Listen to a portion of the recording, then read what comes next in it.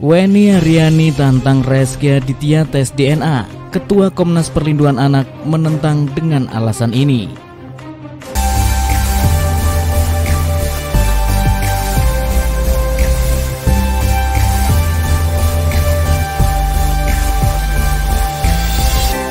Perseteruan antara Weni Aryani dengan Rezky Aditya kini semakin memanas setelah permasalahan mereka ini telah menempuh jalur hukum.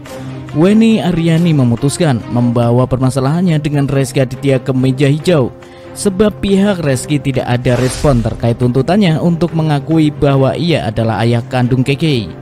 Selama ini Weni Aryani telah mencoba menghubungi pihak Rezky Aditya untuk mendiskusikan hal tersebut secara kekeluargaan.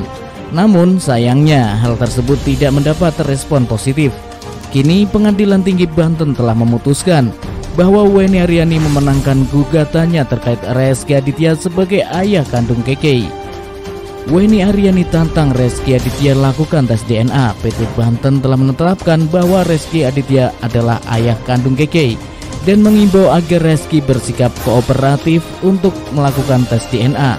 Weni pun memaksa Rezky untuk tes DNA agar bukti yang ia memiliki semakin kuat, serta dapat meminta pertanggungjawaban dari Rezky.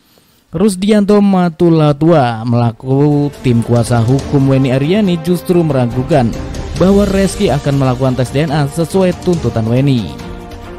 Di saat last minute seperti sekarang saya kurang yakin Rezky akan melakukan tes DNA, ungkap Rusdianto. Rusdianto mengungkapkan bahwa di saat-saat kondisi Rezky yang sedang terjepit ini, tes DNA justru bisa menjadi bumerang bagi Rezky. Tes DNA bisa dapat mengubah putusan PT Banten atau justru malah memperkuatnya. Aris Merdeka Sirait, Ketua Komisi Nasional Perlindungan Anak menentang adanya tes DNA. Namun, Aris Merdeka Sirait selaku Ketua Komisi Nasional Perlindungan Anak menentang adanya tes DNA ini. Tes DNA ini tidak perlu lagi dilakukan karena jika hal ini dilakukan, maka ini sudah termasuk kekerasan terhadap anak dan pengabaian terhadap martabat anak, ucap Aris. Aris menegaskan bahwa tes DNA tidak perlu dilakukan karena putusan pengadilan tersebut telah sah secara hukum bahwa Rezky adalah ayah kandung KK. Jangan tes DNA karena ini sudah merendahkan martabat manusia, apalagi anak-anak, lanjut Aris. Menurut Aris, baik Weni maupun Rezky dianggapnya sudah tidak beres. Seharusnya mereka lebih tahu bahwa KK adalah anak mereka atau bukan.